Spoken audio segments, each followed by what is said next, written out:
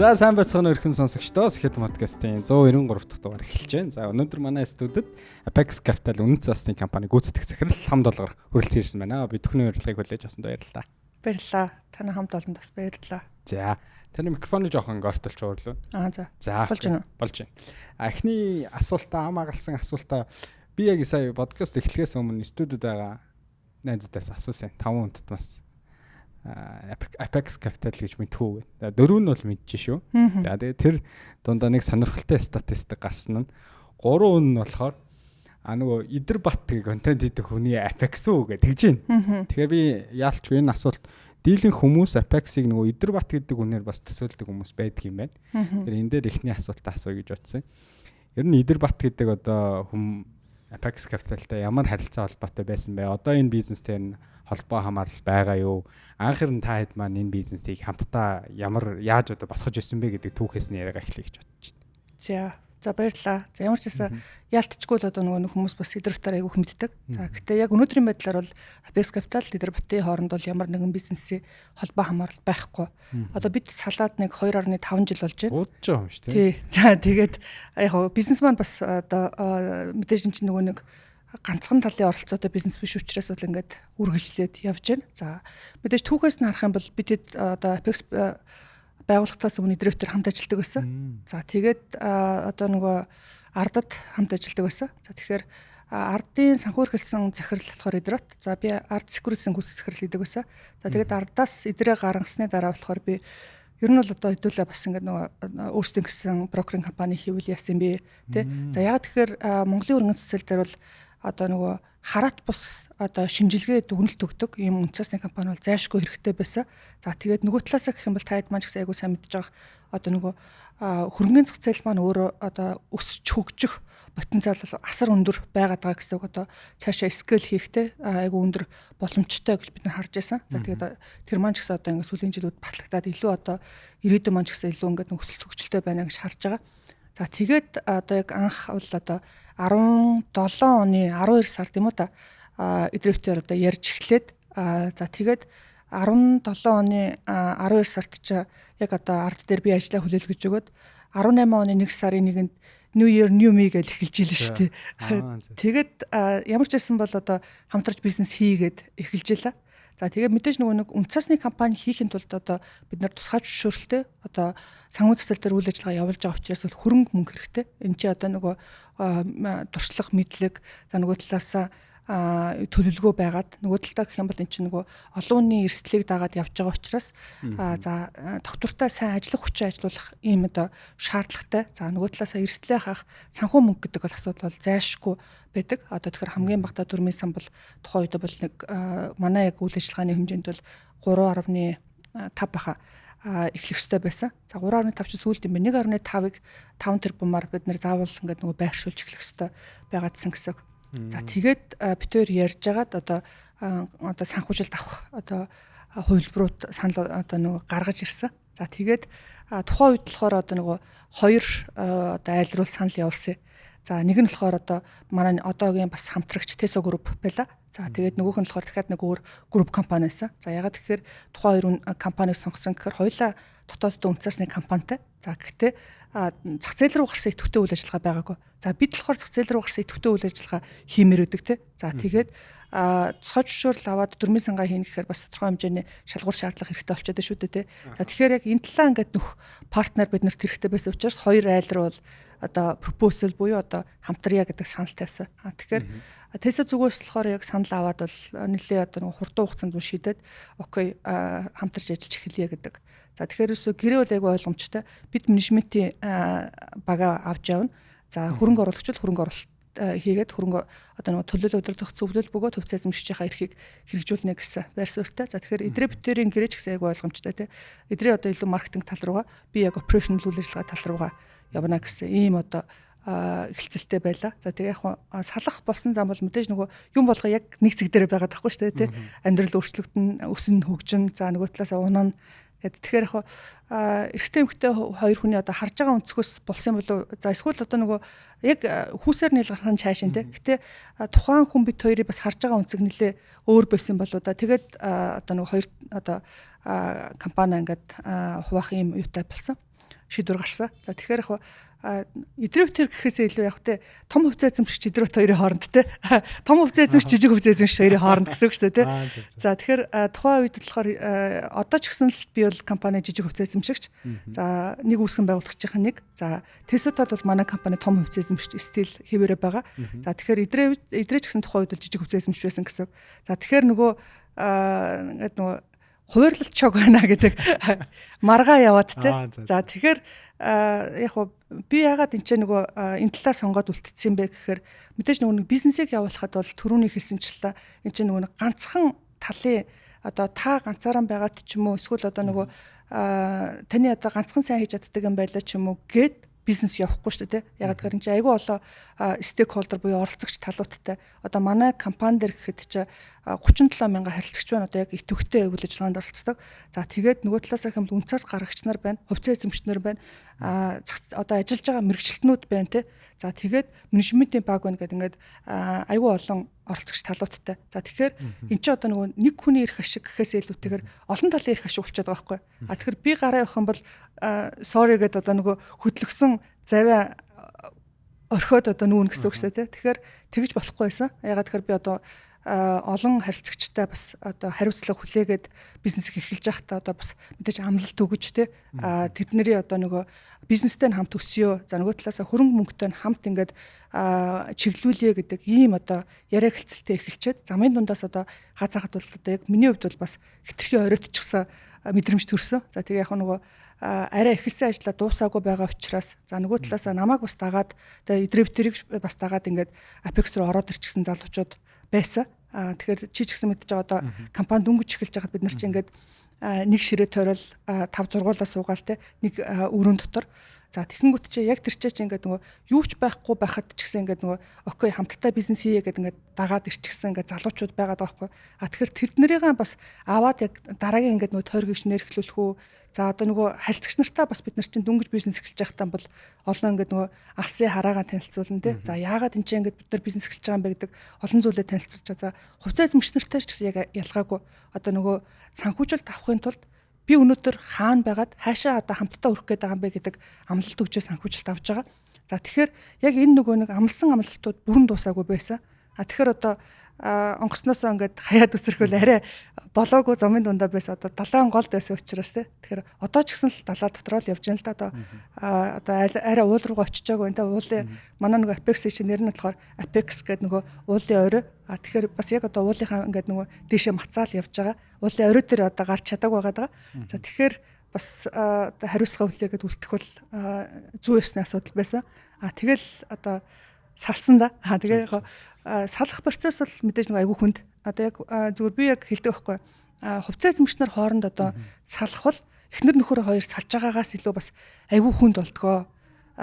Энд чинь ингээд нөгөө талаасаа гэх юм бол бие биендээ итгээтэй одоо нөгөө давагдчихгүй ингээд давуу тал нь ингээд орлоод за жишээлх юм бол хүн болгон баг 4 хүний мэдж байгаа хүний 3-1 идрээ гэж мэдэж байна гэдэг чинь нөгөө хүн чинь одоо илүү нөгөө контент маркетинг тал руугаа ингээд давуу талтай байхад би илүү одоо нөгөө back office буюу operational талдаа байгаад шүү дээ.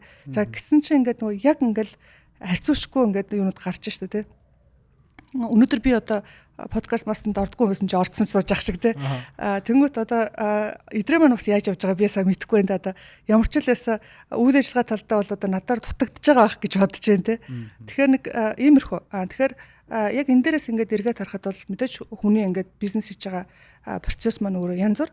Тэгээд хөрөнгө оруулагч нийлж салах гэдэг процесс бол мэдээж байдаг. Гэхдээ бас одоо нэг залуу хүмүүс ч гэсэн одоо танах ч гэсэн бизнес ингээл явж штэ тий. Тэгэхээр хинтээ партнер болох вэ гэдэг асуудал бол бас айгүй чухал.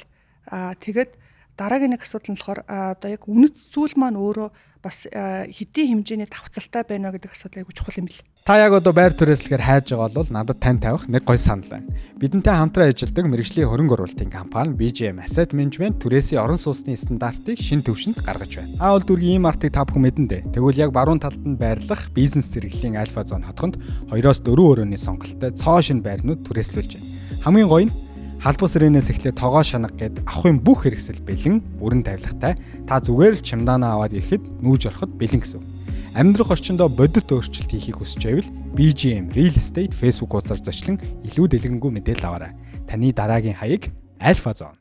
Тэгэхээр таны одоо энэ саяны хариултаас ингэ ургуулад цааш асуухаар Apex Capital гэдэг энэ том бизнесийн том хувьцаа эзэмшигч нь бол Teso. За та бол өөрөө одоо хүртэл бол жижиг хувьцаа эзэмшигч гэж байна шүү дээ. Тэгэхээр ер нь энэ том бизнес дунд ингээд найдвартай замын дундаас ингээд нэг шантраад нэг хуваарлалт шог байна гэж шантраад гараад авчихгүй үлдэхэд одоо гол үнэт зүйл нь одоо юу байгаад байна гэдэг л байгаад байгаа энэ бизнесийн тий. Таныг одоо авч үлдэх тий энэ бизнестэй байгаад одоо 2018 оны 1 сард байгуулагдсан гэхээр одоо чинь 8 жил өнгөрдөг. 8 жил нэг газараа түн тууштай байна гэдэг чинь бас тий. Нэг цаана дан ганц хувьцаа цалин орлогоос гадна өөр юм чангааж байгаа л гэдэг.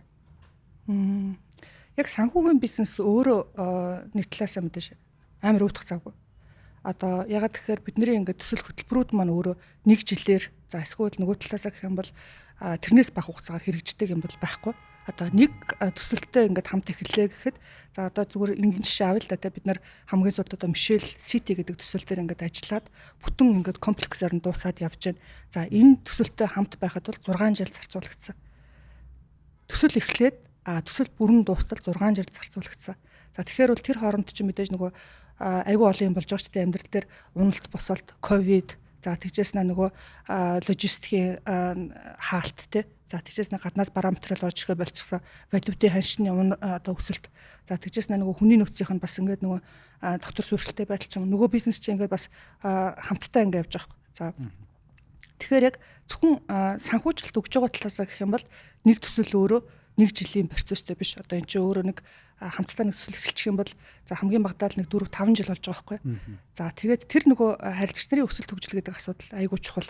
За нөгөө талаасаа хөрөнгө оруулалт хийж байгаа одоо харилцагч нар хөрөнгө оруулагч нарын хувьд болохоор одоо байнга ингээд нөгөө нэг хүнийг дагаад ч юм уу ингээд нөгөө эсвэл нэг систем дотор ингээд байхаас илүүтэйгээр тэр одоо өнөөдрийн одоо Монголд одоо хэрэгтэй байгаа зүйл нь болохоор үнэхээр одоо яг нэг хараат бус бөгөөд лоял юм хөндлөнгөө зөвлөх байж чадчихэв үү гэдэг асуудал айгүй чухал байхгүй. За гэтэл манайх бизнес эхлэхдээ юу гэж хэлсэн гэхээр таны одоо хөрөнгө оруулалтыг чи хараат бус хөндлөнгөө зөвлөгч байна мэрэгжлийн тогтворт сууршилтай хөндлөнгөө зөвлөгч байна гэд амлчихсан. Одоо харилцагч нар анх ингээд нөгөө дуутахтаа тий одоо бид нар чинь ингээд нөгөө ямар ч харилцагчгүйгээс л ингээд эхэлж ийлээ шүү дээ тий. За тэгэхээр нөгөө амлсан амлалтанд хүн хүрэхийн тулд бас нэг тодорхой хэмжээний commitment байдлаа айгу хэрэгтэй юм билээ л дээ. За тэгэхээр яг энэ дунд бол нөгөө уудах баг ер нь бол ямар ч одоо өөр юм бодох зав баг байсан үл дээ. Тэгэхээр нөгөө би амар ингээд түүштадаа ч юм уу биш юм шиг байгаа. Зүгээр үнэхээр одоо нөгөө өөр юм бодох ингээд өөр юм руу ингээд анхаарах ч юм уу тий зав орон зай байсангүй л дээ. Тэгээд цаашаад гарах уу гэх юм бол мэдээж бас нэлээ ингээд өөртөө ягаад тэгэхээр энэ нөгөө нэг цаашаа ч гэсэн ингээд үргэлжлэл явна. Ягаад тэгэхээр одоо нөгөө нэг хүний санхүү мөнгө бизнес гэдэг юм чинь ингээд тодорхой хэмжээний өсөлт хөгжлөөс бий болохгүй өсөлт хөгжлийг бий болохгүй бид нар ингээд явж байгаа байхгүй. За тэгэхээр энэ дунд чи одоо нөгөө нэг хувийн талаасаа би бас айгүй хөгжөөд байгаа байхгүй. Тэ одоо нөгөө нэг доктор сууршилтаа нэг байхын ингээд айгүй олон юм манай залуучууд ч гэсэн тэгж байдаг болов уу гэж би бодож байна.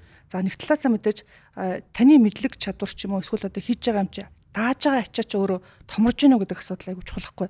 Тэгэхгүй ингээд нөгөө зүгээр л нөгөө байрсан зэгтээ байгалах юм бол тэр чин та ямар ч ачаад ахаан болоод зүгээр ингээд нөгөө тогтворшил тогтонгошил гэдэг юм бий болох гэдэг шүү дээ. За гэтэл Apex-ийн хувьд болохоор тогтонгошил гэдэг юмны эсрэг буюу одоо нөгөө урагшаа хамтдаа томрыг урагшаа хамтдаа алхахыг гэдэг ийм одоо аюутай. За тэгэхээр энэ дунд чи миний дааж байгаа ачаа бөгөөд миний одоо нэг ажиллаж байгаа төслүүд эсвэл одоо ажиллаж байгаа кейсүүд ингээл өөр болоод тэр дунд дандаа ингээд нөгөө шинийг эрэлхийлж сураад одоо нэг мэдээж алдаад оноод ингээл яваалгаа гэсэн.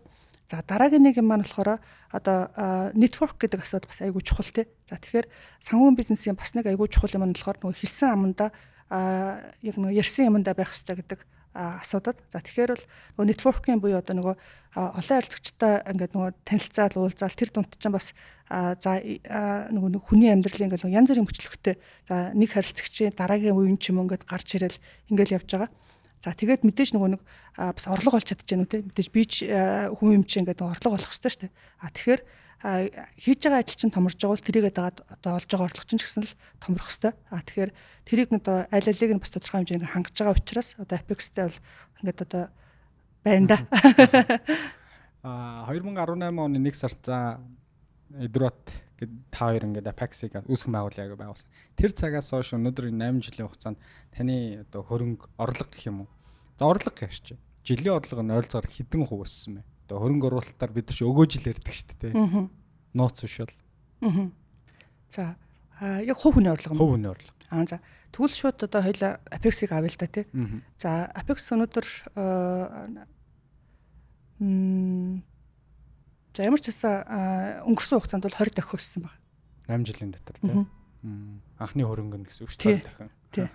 Би өөрөө баг анхны харилцагч нарын нэг баг тий. 2018 оны хаврал Апогийн хувьцаа авах гал танай дээр очиж байсан санагдаж. Тий. Одоо ингээд ийм байхгүй нөгөө нэг амар ингээд эргээд харахад айгу удаан юм шиг тий. Гэтэ 8 жил гэдэг бол айгу богино л да. Гэтэ ерөөсөө тиймгүй юу биш хуучирсан ч юм уу утцсан тийм мэдрэмж байхгүй амар сайхан. За ягаад тэгэхээр эн чинь нөгөө одоо ч гэсэн л хөрөнгөний зах зээл үнэхээр нэг одоо new baby хэвээрээ байгаа штэ тий. Одоо ч гэсэн л бид нарт одоо манай Монголын бизнесүүдэд үнэхээр томоохон санхүүжилтүүд хэрэгтэй хэвээрээ байна. Одоо Монгол харилцагч нарт одоо хөрөнгө санхүүгээ одоо нөгөө аятайхан зохицуулах эрэлт хэрэгцээ хэвээрээ байна тий. Тэгээд одоо нөгөө дэлхийн нийт ингээ хурдтай өсгийн хэрээр ингээд өөр шинэ боломжууд тий. Одоо жишээлбэл Монголын хөрөнгөний зах зээл өглөө 9-өөс орой өдөөс хойш 13 цаг болтол байдаг байх юм бол тэгээд дахиад тэрнийг чинь цаана одоо өөр одоо Америкийн, Европын зах зээл нэгдээд ирчихэж байгаа байхгүй. Тэгэхээр энэ дунд чинь ингээд нөгөө мэдээлэл ингээд нөгөө баахан юм дотор явахаар ямар нэг одоо нөгөө уйдах зав гэдэг юм уу тийм юм бол нэлээл багтаа одоо яг санхүүгийн бизнес төр бол байнгын нөгөө мэдээллүүд гарч ирдэг, байнгын шинжлэгж идэг, хин хурдтай сэтгэж мэдээлэлд ойр байна. Тэр үнний шийдвэр гаргалтаас хамааш хөрөнгө нь бол харилцагч нарын хөрөнгө дагаад өсч идэг учраас ялчгүй халуухан. Яалтчгүй л халуухан. Тэгээд яг нөгөө мэдээж хөрөнгө оруулалт гэдэг маань өөрөө юмныг ингээд нэг жоохон за ирээдүйд ийм болох юм байна гэдэг ирээдүрээ арай ингээд харах гэдэг байгаа сте тий. Одоо жишээлбэл 2 жилийн дараа, 3 жилийн дараа хүмүүс одоо нийт массаараа юу хэрэгэлдэг болох юм бэ? За эсвэл ядчил хамгийн багадаа жилийн дараа эдийн засаг аль түвшинд байх юм бэ гэдэг дээрээс үндэслээд өнөөдөр байгаа хөрөнгөөл бид нар чинь байршуулах гал яваад байгаа шүү дээ тий. Тэгэхээр дандаа л нөгөө нэг жоохон нөгөө урагшаа ингээд за ядаж нэг алхмын ч юм уу хоёр алхмын уртах нь юу байгаа юм бэ гэдгийг ингээд тэмтгэл тий мэдээллүүдийг боловсруулах гал ингээд явж байгаа л та. Таны хувьд одоо энэ хөрөнгөний зах зээл дээр ажилласан за Apex-ээс өмнө ардч байсан гэхэр чинь нэлийн урт хугацаа аваад шүү 13 жилийн туршлага байгаа байх шиг байна тий. Тэгэхээр энэ 10 гаруй жилийн хугацаанд дунд хамгийн амжилттай хөрөнгө оруулалтын жишээг бол өөр дээрээ одоо ямар жишээг авах вэ? Би одоо яг тэр 5 алхмын өмнө өрчилж хараад тэр хөрөнгө оруулалтыг хийсэн. Тэр бол үнэхээр би ингээ маш сайн багаараа бас тооцоол хийж чадсан гэдэг нь бол тэр кейс дээр батлагдсан гэдэг нэр эхнийх нь бол амжилттай хөрөнгө оруулалтын жишээ тий. Хоёр дахь нь бас хамгийн алдагдaltaй гарсан тий. За тэрэн дээр бол би амар том сургамж авсан багаараа гэвэл юм. Энэ хоёр дээр нэг жишээ хуваалцвал. За яг шууд андаа мэдээж хаалттай гэх юм мэдээж Apex маань бол айгу амжилттай хөрөнгө оруулалтын жишээ. Ягаад тэгэхээр энэ чинь би мэдээж одоо цагаараа бөгөөд мөнгөөрөө хөрөнгө оруулалт хийгээд тэгээ явж байгаа. За нөгөө талаас олон нийтэд нээлттэй арилж ялгаж байгаа амжилттай жишээ гэх юм бол Эрдэнэ ресурсын жишээ одоо бас байж болж байна тий. За тэгэхээр Эрдэнэ ресурсын жишээн дээр бол одоо яг манай багийн одоо нөгөө судалгаан дээрээс үндэслээд бид нар бас бүх харилцагч нартай санал болгоод за тэгээд санал болгосныхаа үндсэн дээрээс бол одоо ингээд худалдаа авалт хийгээд бол явсан. За тэгэхээр энэ өөрөө нөгөө нэг тухайн одоо Эрдэнэ ресурс чинь бол биднэрт мэдээлэл айгүй ойрхон байгаа шүү дээ. Монголд одоо үйл ажиллагаа олборлолт нь эхэлчихсэн. За бүр хайгуулын лиценз байхасаа л ингээл хамаг мэдээлэл нь ойрхон байсан. За тэгэхээр тэр нөгөө мэдээлэлтэй ингээд нөр байнгын нөгөө трак хийж явж байсан гэдэг давуу талууд бол нэлээд байсан. За гэхдээ энэ нь өөрөө ямар нэгэн байдлаар одоо manipulation ч юм уу гэхээс илүүтэйгээр маш олон ингээд нөгөө харилцагч нарт ингээд нээлттэй одоо нөгөө бүх харилцагч нарт нээлттэй байгаад за тэгээд за тухайн компани олборлолт эхлэхнээр нөгөө талаасаа гэх юм бол гаргаж байгаа бүтээгдэхүүний эрэлт бөгөөд үнэн дэлхийн нийт зах зээл дээр бол ингээд өсөлттэй байна. За яагаад тэгэхээр энэ одоо нөгөө артлын бэкграунд нь одоо геополитикийн асуудал за ингээд бусад маш их хүчин зүйлүүд дээрээс үндэслээд за энэ бол одоо өсөлттэй байх нэ ирээдүйд одоо бид нэр 2 жил энийг ингээд трак хийж харах нэ гэд инвестмент одоо баг багаар хийж эхлэе гэд тэрийг бол яг уриалаад за тэгэхээр энэ дээр бол бас одоо яг манай компаниас нэлээд олон харилцагч нар бол амжилттай орж чадсан. За тэгээд яг алдагдaltaй хөрөнгө оруулалт гэх юм бол нөгөө харсаар агаад унахчихсан хөрөнгө оруулалтууд байна л да. За түрүү нөгөө нэг Апо байна. За яг Апогийн хувьд болохоор үнэхээр монопол давуу талтай байсан. За гэхдээ ашигт ажиллагаа бол одоо асар их хэмжээгээр буураад эхэлчихсэн. Нилээ эрт ингээд авсан. За тэгээд ашигтай авснаас хойш ашигтай байсан нөгөө ашигтай байсан. За энэний дараа болохоор алдагдaltaй болж эхэлсэн тий. Ягаад гэхээр компани одоо нөгөө бусад хөрөнгө оруулалтууд за магадгүй одоо жишээлх юм бол GS25 ч юм уу тий бусад одоо хөрөнгө оруулалтуудын хэмжээнд болохоор компани төвшөнд бол алдагдлыг одоо нэмэгдүүлж өгöd. За одоо харсаар байгаа л одоо за одоо дараагийн жилийн харъя гэсчтэй тэгсээр байгаад бол нэлээ одоо баланс бол хасах руугаа бас орчихсон. Одоо нөгөө хийсэн ашгаа бол идээд дуусчихсан ийм жишээ байгаа. За тэгээд дараагийн бас нэг жишээ гэх юм бол даатгалын компани энэ одоо нэрийг хэлээд яг нэлээд томоохон даатгалын компани. За тэгэхээр даатгалын салбар өнөхөр Монголд эрэлт хэрэгцээтэй байсан үл эрэлт хэрэгцээтэй байсан. За гэхдээ бас тодорхой хэмжээний нөгөө менежментийн бөгөөд нэлээд хэд хэдэн асуудлаас одоо нөгөө улбалаад тэгэхээр өсөлт нь бол саармагжаад зогсчихсон тий. Тэгээд зах зээл дээр бас тодорхой хэмжээнд нэр хүндээ алдсан болов. За ингээд даатгалын компани дээр бол одоо бас яг балансыг нь харж ингээд яаж байгаа л нөгөө хийсэн ашигаа бол ингээд баланс дээрээс аваад байхгүй болгочихсон. Иймэрхүү жишээнүүд байна. Зөндөө ер нь бол одоо нөгөө гэтээ яг миний хувь хүний онцлог маань болохоор тийм нөгөө арилжааны шин чанартай буюу богино хугацаанд ингээд орчоод богино хугацаанд зардаг тийм ерсэн төрлийн хүн бол биш юм байлээ. За тэгэхээр энийг бол би одоо өөртөө хүлээн зөвшөөрсөн те. Би одоо урт хугацаанд буюу одоо тодорхой хэмжээнд ингээд нөгөө тогтмол хөрөнгө оруулалт хийгээд тэрэн дээрээсээ ингээд нэг төлөвлөсөн ашгаа хийчээд гардаг ийм одоо нөгөө стратеги нь болохоор надад айгүй оновчтой буюу за тэгэхээр нийт хөрөнгө оруулалтын маань одоо бага хэмжээнийх нь хувь нь болохоор илүү одоо equity тал руугаа байршчихсан. За тэгээд дийлэнх хувь маань болохоор илүү одоо тогтмол хүүтэй үндэс тал руугаа байршчихсан. Одоо ийм хөрөнгө оруулагч болж таарж байгаа юм л да яг одоо хувийн онцлогоос яг магадгүй эсвэл насны онцлог хамаарж энэ одоо би ч 2 хүүхэдтэй. За тэгээ 2 хүүхэд маань бас одоо нэг нь ингээд дунд сургуульд орчихсон, нэг нь бага анги гэд ингээд тэгэнгүүт ч нөгөө эрсдэл даах аппетит маань одоо жоохон буурж ирээд те.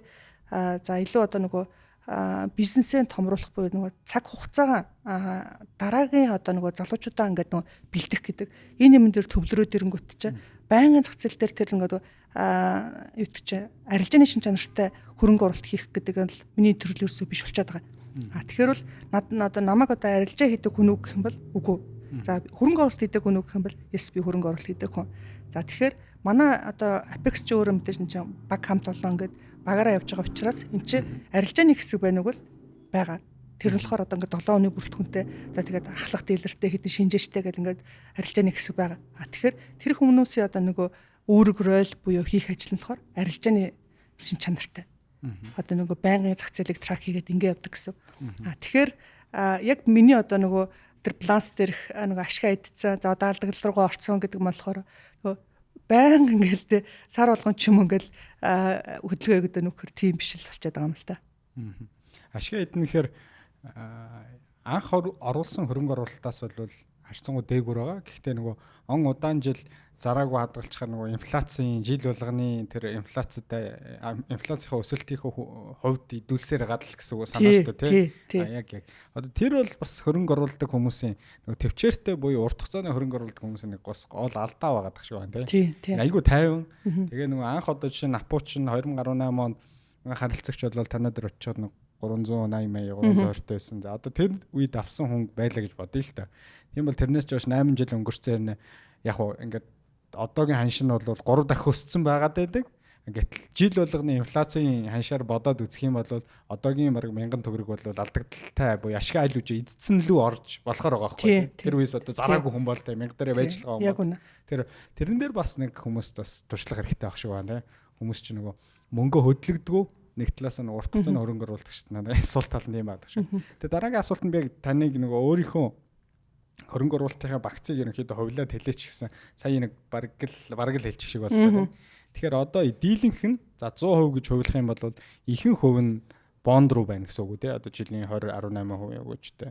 Тэг яг одоо нөгөө нэг үнд цаасан дээр байгаагийн дийлэнх нь бол бонд руу. За тэгэхээр чи яг нөгөө хувийн нийт хөрөнгө гэдэг юм бол тэр чинь өөр асуудал болж эхэлнэ шүү дээ те. Одоо жишээлх юм бол үйл хөдлөх хөрөнгө орж ирээд ч юм уу.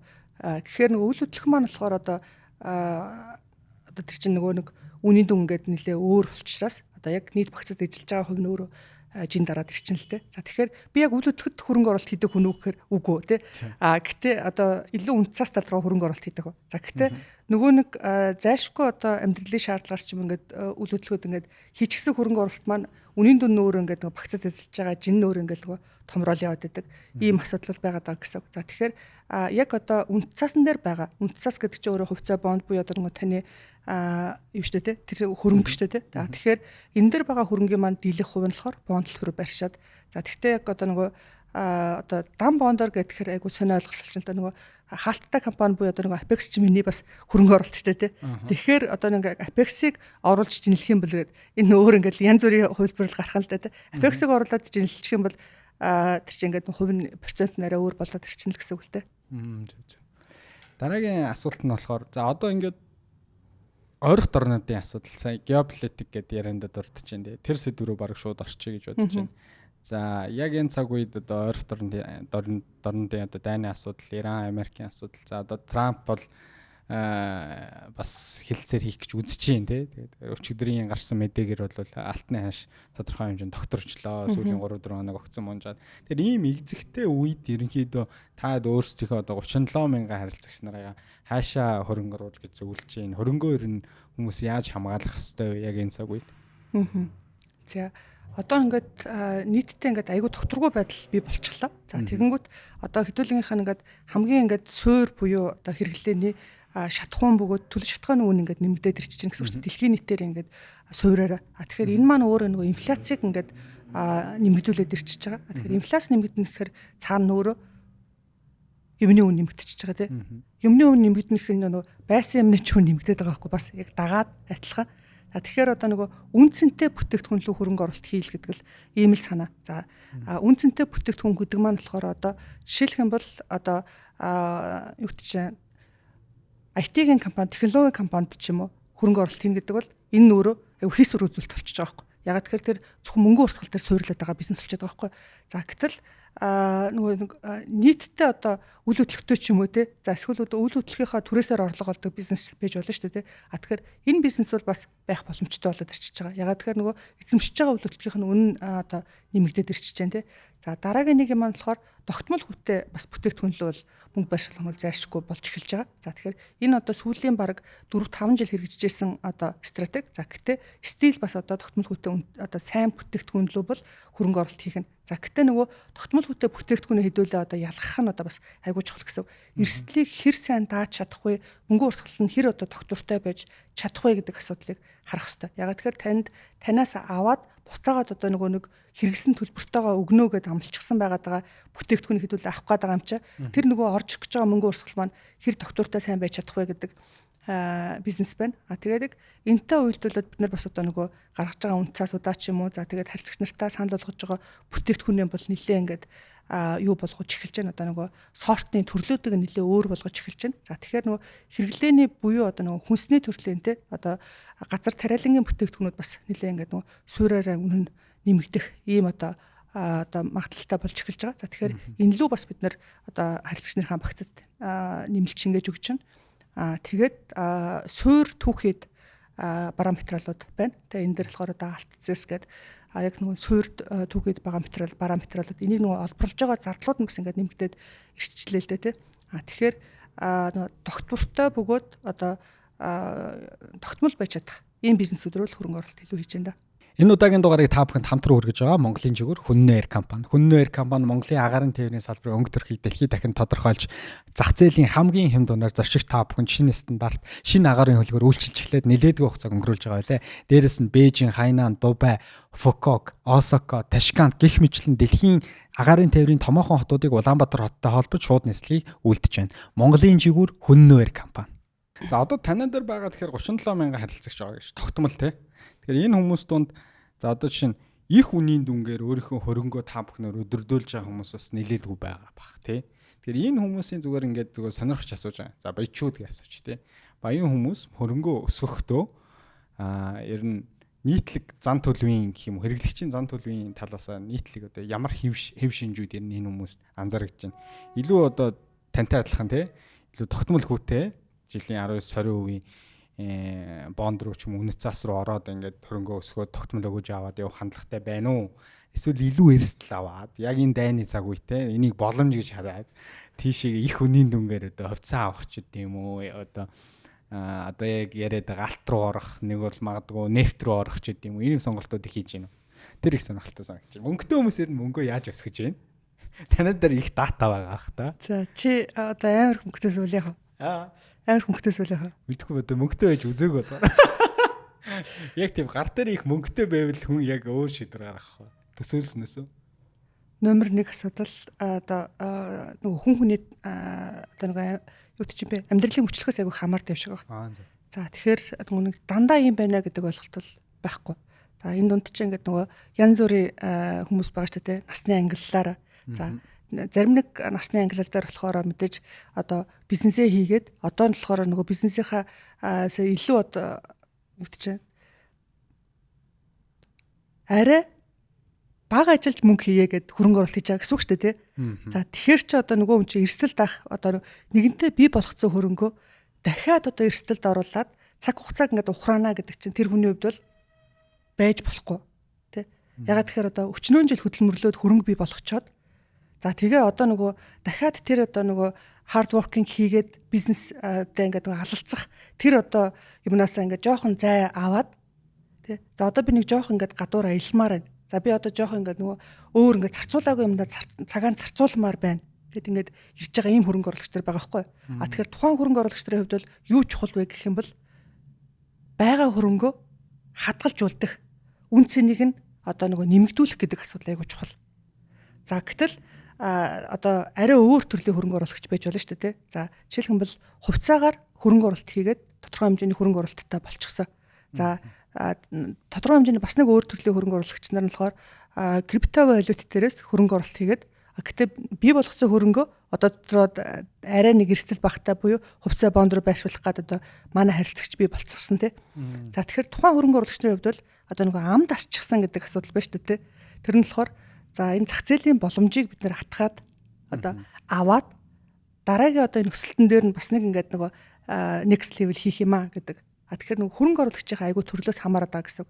За дараагийн нэг өөр төрлийн хөрөнгө оруулагч нар маань одоо магадгүй спорт урлагийн одоо хамгийн ингээд завгүй ажилдаг энэ хүмүүс маань одоо нэгэнтээ ингээд нөгөө ажиллаж байгаа өндөр орлого олж байгаа цаг хугацаан дээр за энэ хөрөнгөө ингээд нөгөө чааш нь ингээд аятайхан байршуулчихъя гэж байгаа. Тэр чэнээсээ тогтмол хөрөнгө оруулалтыг өгөөж бий болгоод за тэгээд одоо ингээд нөгөө миний карьерийн замналч гэсэн тэр чинь одоо нэг хийж байгаа ажлаасаа хамаарат карьерийн ингээд нөгөө насжилт нь ингээд өөрөө штэ тий одоо нэг модны байх цаг хугацаа ч гэсэн өөр юм гэсэн үг штэ тий. За тэгэхээр энэ хөрөнгө оруулагчдын хувьд бол сонголт бас арай өөр одоо тогтмол ингээд хөрөнгө ингээд өсөөд явж явах найдвартай байж ах гэдэг энэ төрлөө илүү сонгож байгаа гэсэн. Тэгэхээр тухайн хөрөнгө оруулагчийн маань одоо амьдралын одоо мөчлөхөөс хамаарж байна, айгүйх хамаарж байна. За тэгээд мэдээж нөгөө эрсдэл авмаар байгаа сонирхлоос айгүйх хамаарж байна гэсэн. Тэгэхээр миний түрүүний хэлсэнчлээ би одоо эрсдэл авах сонирхол айгүй багасаад байгаа гэж тэгж штэ тий. Тэгэхээр ялгаагүй нөгөө хөрөнгө оруулагч нар хувьд ч гэсэн тэгж харах одоо ийм онцлогтой болж байгаа гэсэн. Тэгэхээр одоо 51-д бол бас арай өөр штэ тий. Тэгэнгүүт ч одоо эрсдлийн автад амар өндөртэй байх үгүйсэхгүй байхгүй тий. Тэгэхээр тухайн одоо яг хүний онцлогоос нэлээд хамаарж байгаа. За хүний онцлог дээр бол мэдээж амьдралын мөчлөхөөсөө бас нэлээд их юм хамаарж байна. Өстой гоё хариулт байна. Одоо тэр нийтлэг хэв шинж нь болохоор ялчгүй хүмүүс нөгөө хөрөнгийнхөө үн цэнийг хадгалах буюу өнөөдрийн байгаа үн цэнийг унахгүй байх гэдэг нь бас одоо хүмүүсийн хувьд амар чухал болчиход байна шүү дээ. Тэгэхгүй нэг тэрийг л жилийн одоо 100% өгөөж хүртдэг бол одоо нэг ковид шиг буюу хэдэн жилдээ нэг тохиохол тийм одоо геополитик юм болоо улс дэлхийн улс орны нэг тохиох нэг эдийн засгийн мөчлөгийн үе байгаад байна шүү дээ. Тэгэхээр ялчгүй хүмүүс нөгөө одоо байгаа нэгэнт босгоцсон энэ хөрөнгийг цааш нь ингээд үн цэний одоо 20% ч гэдэм үү жилдээ өгөөж аваад явж яхад өөрийгөө нөгөө дуртай ажиллаа хийх илүү нөгөө махарч ажиллах тэр цаг үеэс өөрийгөө чөлөөлөх тэр зорилго руу л ихэнх хүмүүс ер нь бол явж байгаа л гэдэг бодвол дуртай ажиллаа хийж байгаа. Ковид гэж түрүү хэлж штэ. Ковидын дараа хөрөнгө оруулалт нарын одоо зан чанар хөрөнгө оруулалтанд ханддаг зан чанар бас айгүй өөрчлөгдсөн штэ. За энэ юунаас олбоолсон гэхээр зүгээр тэр ингээд нөгөө зөвхөн Монголд биш байхгүй. Тэгээд энэ дээр хийгдсэн ингээд нөгөө нэг хөрөнгө оруулагч нарын занд бол яаж өөрчлөгдсөн бэ гэдэг дээр хүмүүс илүү одоо гэр бүлдээ зарцуулах цаг нь айгүйх нэмэгдсэн байна.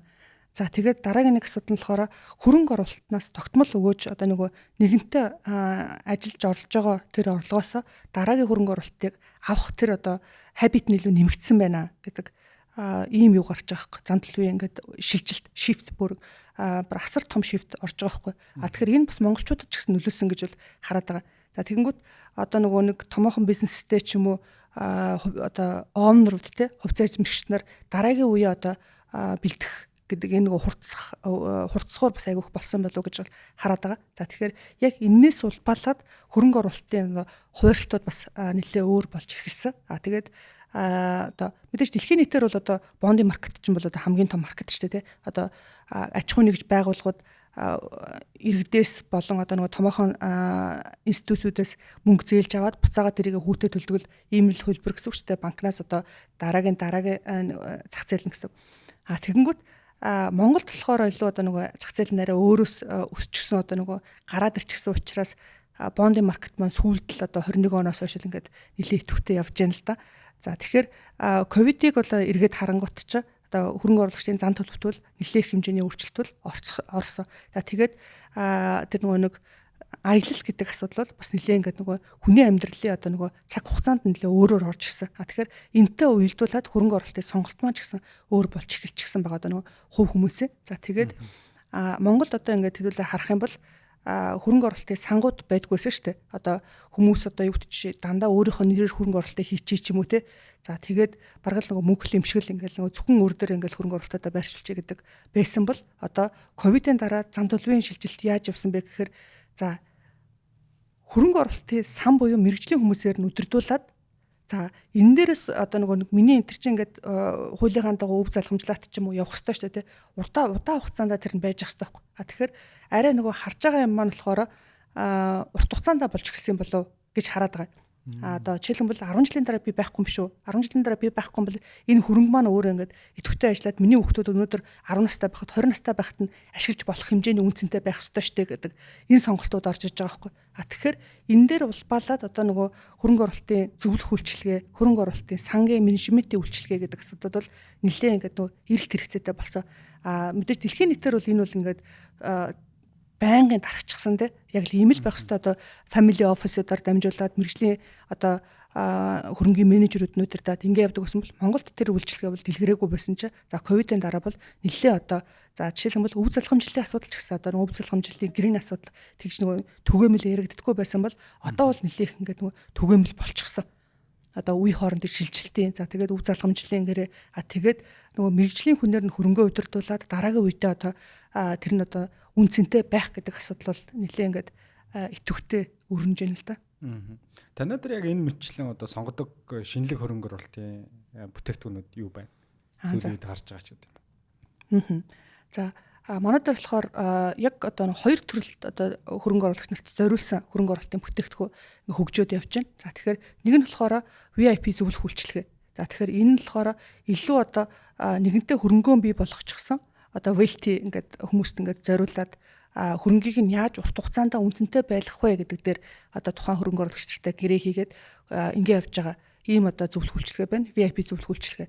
За дараах нь болохоор одоо юу гэж юм бэ? Оюутнаа төгсөөд ч юм уу эсвэл одоо тогтмол ажил хийгээд тогтмол орлого аваад тэрийг ингээд дараагийн бас ингээд хөрөнгө бий болгох гээд явж байгаа хүмүүс байна шүү дээ тий.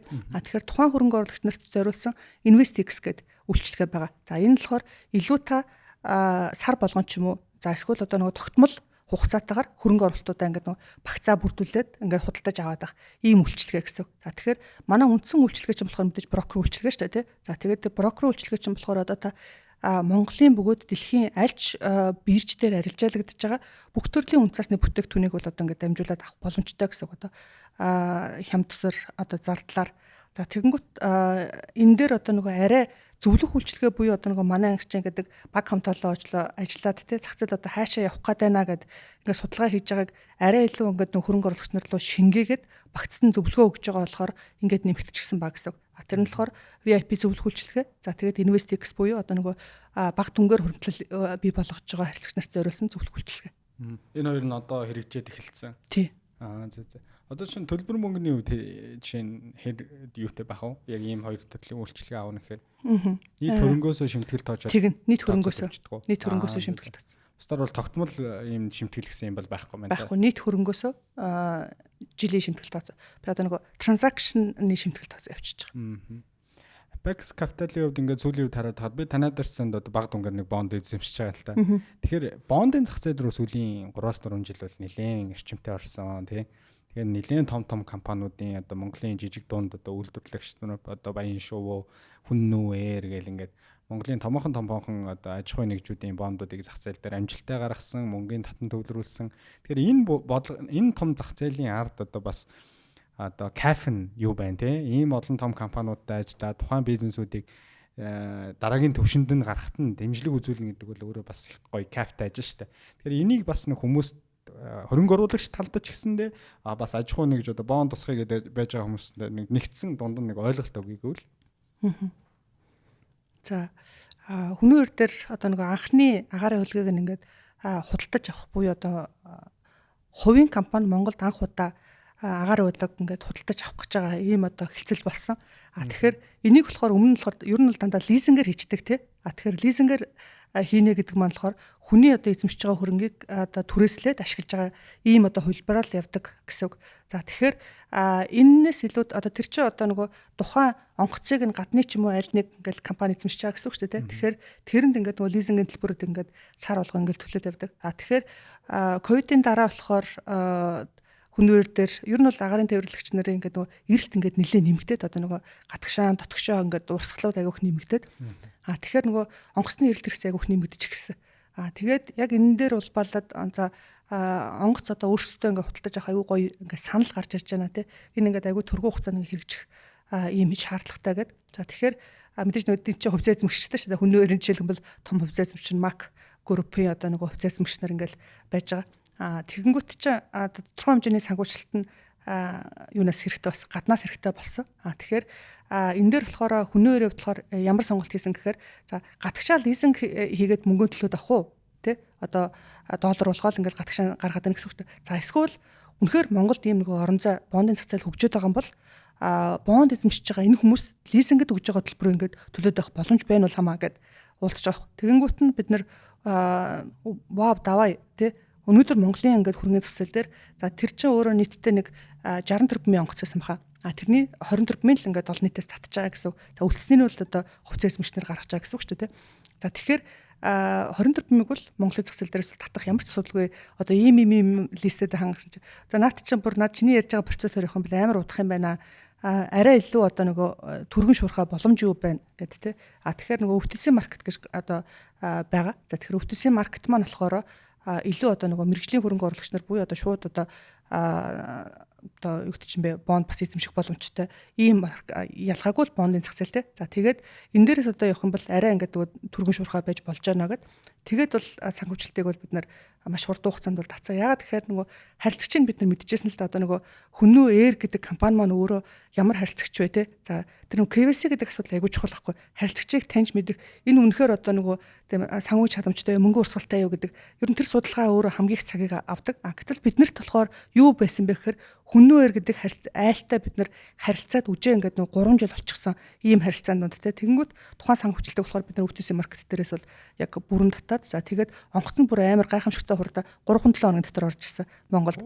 Тийм тэгээд бас за энэс хойш бол одоо Хүннүү бизнес бол бас нэлээд хөргөн ингээд өргөжөө явж байна. За одоо хамгийн сүүлийн үеийн байдлаар гэх юм бол нөгөө жижиг ингээд нөгөө 8-9 одоо 10 хэдэн хүний судалтай ч юм уу ингээд нөгөө дотоодын аялал жуулч нөгөө VIP аялал жуулч хөгжүүлэхэд зориулсан энэ одоо нөгөө онгоцны тэр ч одоо юу гэж лээд байгаа жижиг онгоцны тийм одоо нөгөө бизнесүүд рүү бас тэлээд явчихсан. За тэгэхээр Хүннүүрийн хувьд болохоор одоо бүс нутагтаа ингээд нөгөө нисэх ийм зорилготой жижиг онгоцуудыг ер нь бол одоо түрээслэж бөгөөд худалдаж авч ингэж бизнесээ ингээд өргөжүүлж байгаа. За тэгээ сүүлийн одоо орж байгаа бас нэг талбар нь болохоор одоо жишээлх юм бол Улаанбаатараас Дорнод руу ч юм уу те ингээд нэг газ нисчдэг цөө хүний ингээд групп зориулсан ийм нислэгүүд дээр тулгуурсан ийм бизнесүүдийн одоо модель бас өргөжүүлээд явж байна. Тэгэхээр яг энэний санхүүжилтэн дээр нь ч гэсэн ингээд бас хамтраад явж байна. Тэгэхээр мэдээж нөгөө амар ингээд энийг нэг хүн байвал хийхэд хэцүү шүү дээ те.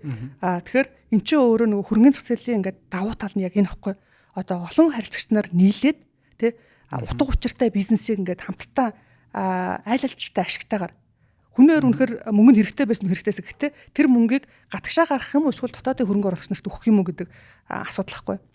Тэгээд сүүлд бас бид нар баянтай одоо түрүүн хэлж штэ баянтай одоо ингээд хамтраад нэлээд удаан явж байна. Одоо өнөөдрийн байдлаар бол 1.5 сая шувуутай одоо Монголд байгаа үйл ажиллагаа явуулж байгаа хамгийн том шувууны аж ахуй болчихсон. За тэгэхээр анх бид нартай хамтарч эхэлж байхад бол 300 мянган шувуутай одоо мэдээж ингээд нөгөө цаашаад хэлэх хэрэгтэйс. Яг тэгэхээр Монголын өндөгний хэрэглээний 50% нь дотооддоо үйлдвэрлэгддэг, 50% нь гаднаас орж ирдэг.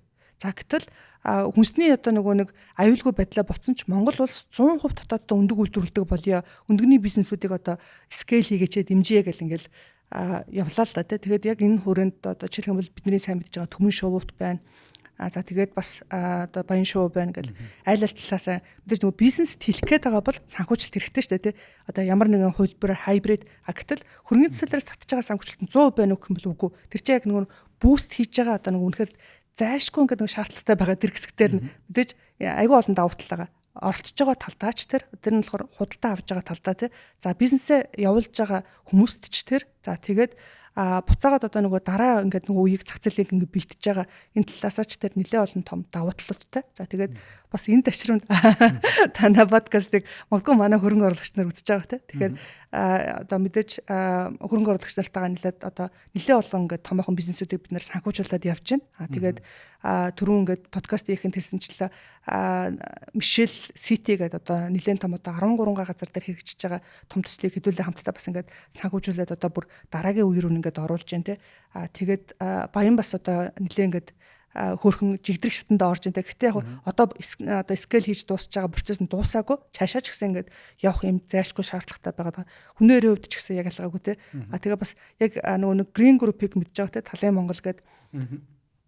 Талын Монголын нөгөө 100 автомат агуулгын төсөл маань болохоор бид нар дээр анх хэрэгжижсэн байхгүй.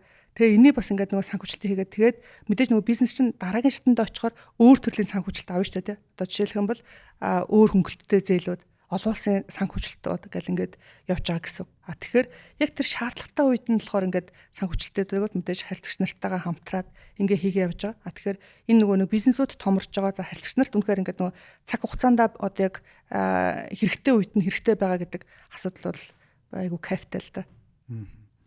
Тэгэхээр одоо хамаг бондыг л танах бацж байгаа юм шүү дээ. Үгүй. Манайх ч яг зах зээлийн манай төрхтэй нэг онцлог байгаа. Тэр нь болохоор бидэд нөгөө үндэсний бүтээн байгуулалтаа хамтаа санхүүжүүлээ гэдэг нэг өрөө гаргаад нэг тим дэмтэй нэг жил яваад тэгээ яг нөгөө үйлдвэрлэгч айлуудыг бол нэлээ олон ингээд нөгөө санал тавиад за бид нар бас өөрсдөө санал тавиад нөгөө айлууд маань дараагийнхаа эхэлж орсон айлуудаа хараад те. Тэгээ энэ бас нөгөө хувьцаа эзэмшигч нарын ингээд нөгөө үнд цэцүүлтэй ч гэсэн нэлээ нийцсэн баг. Тэгэхээр мэдээж олон хүний хүч эн чинь нэгдээд байгаа ч тийм хөрөнгөний зах зээл чинь өөрөө одоо жишээлх юм бол хоёулаа гэхэд чинь нэг одоо Apex-ийн харилцагч хөрөнгө оруулагч нь шүү дээ тийм. Тэгэхээр энэ хоёулынх нь ингээд яг арталт нь бас зөндөө хөрөнгө оруулагч нар байгаа. Тэгэхээр энэ олон хүмүүсийн мөнгө нийлэхэр чинь бүр нэлээд том power болоод эхэлж байгаа шүү дээ. Тэгэхээр олон хүний нийлсэн power-ыг зөв зүйлдээ зарцуулах тэр нэг чиглэл нь болчихынсаа ингээд яваад байгаа гэсэн үг. Яг энэ одоо үндсэн дээрээс бид нар үндэсний бүтээн байгуулалтаа хамтаа санхүүжүүлээгээд за тэр одоо хүрээн дээрээс одоо жишээлбэл Green Group, Tessoгийн төслүүд за тэгээд энэ нөгөө баян өндөгний төслүүд ч юм уу ингээд яг эхэлжсэн байхгүй. Тэгээд одоо бас зарим нэг нь ингээд бүр ингээд томроод те дараагийн түвшиндээ очиод зарим нэг нь бас одоо борлуулалтын хувьд ч гэсэн бас нэлээд ингээд томорчихсан ингээд явж байна л та. Ялч нөгөө хөрөнгө оруулагч нарын үнэт зүйлд нэгдэж байгаа гэдэг үг нь надад гоё тусч байна л та. Одоо жишээ нь ингээд баян шувуу за хүннүү гэхээр яг л дотоодын нөгөө аж ахуй нэгжүү те эн чинь юм бүтээгдэхүүн гаргаад байна шүү дээ те. Тэр ийм хүмүүсийн бонд руу чи хөрөнгө оруулах нь одоо хөрөнгө оруулагч бидний хувьд кайфтай байдаг байхгүй гоё те. Тэгээд зүгээр шулуух хэлэхэд одоо шинэ банк усын бонд авах юм бол нэг тэрийг өндөр өгөөжтэй байсан ч одоо тоодгүй ч юм уу те. Яг тэгэхээр яг те яг бизнес нь одоо сонирхолтой нь бол юм үйлдвэрлээд байгаа бизнес нь гоё шүү дээ тий. Яг зөв логикоор батгаад. За банк ус л гэхдээ бизнес л дээ. Яг зөв банк усын бизнес бол жоохон өдөртэй шүү дээ тий. Зөв шодох хэлэх. Тэр утгаараа бас хөрөнгө оруулагчны үнэт зүйлтэй нийцэж яах гэдэгтээ би бас жоохон санал нэгдээд байна шүү гэж.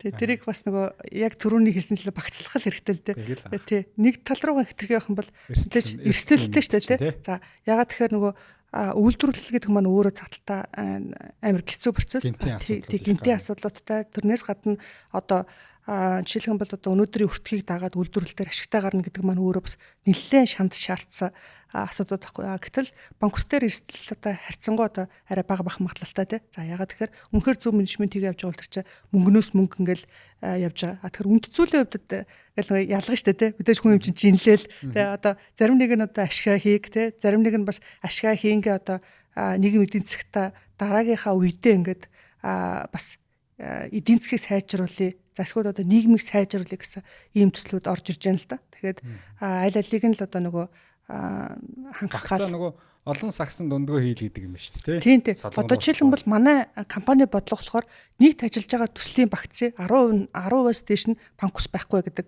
байна. Банк ус байна шүү дээ. Одоо тэр дунд чинь мэдээ сайн одоо явж байгаа банк усуд байгаа учраас бид нар бас тэр багцынхаа одоо жинлэх гээд тэгэхээр нийт ажиллаж байгаа багцын маань 10% нь банк ус байя. За тэгээд хэдэн хувьд нь одоо үйл хөдлөх байя. Тэдэн хувьд нь уулуурхай байя. Тэдэн хувьд нь үйлдвэрлэгч компаниуд байя гэд ингээ бодлого гаргачихсан. Тэгэхээр энэ яг энийхээ хүрээнд бид нар бас одоо нөгөө хувьцаа эзэмшигчнэр энэ бизнесийг яах гээд хийгээд байгаа юм те. Дараагийн одоо эдийн засгийн нэг өсөлтийг бий болгох гээд бизнесүүдийн ингээ нөгөө өсөлт хөгжлийг хамтдаа хийх гээл бий болгоод байгаа юм чи. Гэтэл яг тэр нэг үндсэн зорилгоосоо бас хазааж болохгүй. Үндсэн одоо нөгөө юугаар үндцүүл болж нийлснээсээ хазааж болохгүй шүү дээ те. Тэгэхээр тэрийг үндцүүлээ бас барина. Тэгээд одоо яг энийг хангахын тулд бас чинлээл багцлаад тэрийг дотоод бодлого болгоод гаргаал явдаг да. Дараагийн асуулт маань Монголын хөрөнгийн зах зээлтэй холбоотой асуулт. Ер нь Монголын хөрөнгийн зах зээл хөгжихгүй байгаа шалтгаан нь одоо та юу гэж бодож байна? За тийм яасан юм гэсэн асуудаг байна. Яг айгүй олон зүйл байгаа л да. Гурван хил хоёлаа нэрлэе. Хамгийн том гурав. Энэ гурвыг л одоо шийдчих юм бол Монголын хөрөнгийн зах зээл одоо нэг хэдхэн мянган хүн л хөрөнгө оруулдаг байгаа даа шүү дээ. Тэгээд нэг тэр хүмүүс нь хэдхэн хувьцаараа л хөрөнгө оруулдаг те. Гадны хөрөнгө оруулагч оруулж ирмээр байна. Бид нар энэ зах зээлийг өрсөлдөөнтэй болгомоор байна те. Амжилттай хүмүүсийн өдөр болгон хийдэг нэг нууцыг та бүхэн тоолцъя. Тэр нь бол суралцах. Тасралтгүй суралцаар байдаг. Тэрээ тэзээч өөрсдийгөө би 100% хангалттай болчлоо гэж боддог. Нэгсэндээ насан турш та суралцдаг. Магадгүй энэ дан ганц амжилттай хүний ч биш, хүний өөрийн зөн сүм байх. Тасралтгүй суралцдаг. Тэгэхээр магадгүй манай Сэхэтэн подкастыг 8 жил тасралтгүй сонсоод явсан хүмүүс байгаа болвол магадгүй анх удаа энэ удаагийн дугаарыг сонсож байгаа болвол та яг тэр амжилттай хүмүүсийн игнэнд аль үж орцсон байна гэж өөрийгөө хэлэхэд болно. Тэгэхээр шин дугаар болгоныг алгасахгүй сонсохыг хүсчээвэл манай Сэхэтэн YouTube сувгийн channel дээр subscribe дараад тэгээ шин дугаар болгоныг алгасалгүй хамгийн түрүүнд үзээрэй гэж та бүхнээс хүсэж байна. Баярлалаа. За шууд одоо нөгөө гадны хөрөнгө оруулагч гэдгээс нэхлээ л дээ тий. За гадны хөрөнгө оруулагч орж ирээд Монголд одоо ингээд хэдэн жилийн өмнө ингээд төгрөгөөр хувьцаа авсан. Нөгөө төгрөгөөр ингээд ашигтай байгаа юм шиг гэртнэ. Буцаага доллар руу гаргахаар долларын хаашин дээр алдагдал хийчихэд. Тий. Тэгэхээр энэ өөрөө нөгөө улсын доктортой байдал гэдэг асуудал айгүй чухал болчиход байгаа байхгүй. Одоо зөв яг гаднаас энэ зөвхөн хөрөнгөний зах зээлч биш. Гаднаас бид нэр үнэхээр мөнгө авахад танаа улс одоо хийн юм бэ, хэр доктортой юм бэ гэдэг асуудал энэ ерөөсө бүхэл талбар дээр л яригддаг асуудал. Одоо бид нэр ингээл айгүй олон төслүүдийг ингээл танилцуулаад гадагшаа дотгошоо ингээл явж штэ тий. Тэгэхэд танаа улсын доктортой байдал өөрөө хэр чухал юм бэ гэдэг доктортой юм бэ гэдэг асуудал айгүй чухал. За дараагийн нэг асуудал нь болохоор танаа улсын одоо нөгөө гадны хөрөнгө оруулагч нар орж ихэд ч тийм дид бүтцийн байгууллагууд олон улсын одоо яг стандартын дагуу олон улсын одоо нөгөө Custodian банк буюу тэр нөгөө хадгалалтын мэдээлэл шилжиж байгаа энэ төвөгттэй шууд одоо юм холбогдох юм стандарттай юу гэдэг асуудал айгүй чухал. Одоо тэр чинь ингээд нөгөө бид нар гаднаас дөрж дулмууд оног гэдэг нэг жижигхэн мөөх шиг ч юм уу түүх юм бол бүтэхгүй шүү дээ тий. Тэгэхээр тэр одоо нөгөө зах зээл дээр байгаа жижиглэнгийн хөрөнгө оруулагч нарыг нийлүүлээд тэр чинь институт гэл бий болцсон байгаа шүү дээ. Сангууд ч юм уу тий. Одоо Монголд чи ялгаагүй байхгүй.